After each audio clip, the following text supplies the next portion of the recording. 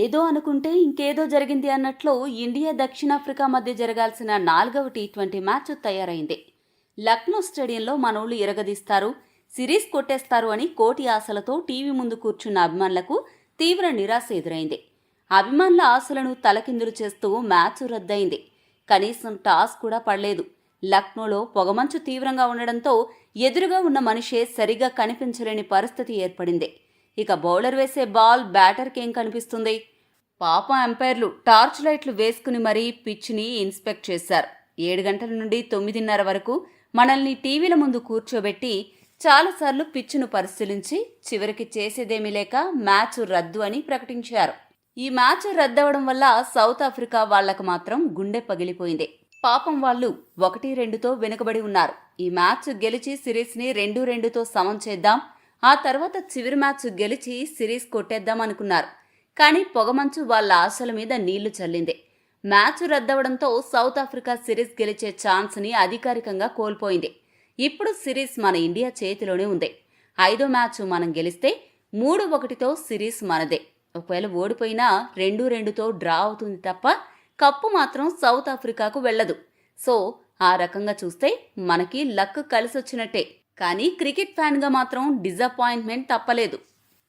ఇక బీసీసీఐ చెత్త ప్లానింగ్ గురించి ఎంత తక్కువ మాట్లాడుకుంటే అంత మంచిది. చలికాలంలో ఉత్తర భారతదేశంలో పొగమంచు ఎప్పటి నుండో చాలా విపరీతంగా ఉంటుంది. దీనికి తోడు ఈ మధ్య పొల్యూషన్ పెరగడంతో ఆ తీవ్రత మరికాస్త పెరిగింది. చలికాలంలో ఆ పరిస్థితుల్లో మ్యాచ్ ఆడడం అసాధ్యం. ఆ విషయాలు తెలిసి కూడా ఈ టీ20 సిరీస్లో 4 మ్యాచ్లను బీసీసీఐ ఉత్తర భారతదేశంలో ప్లాన్ చేసింది.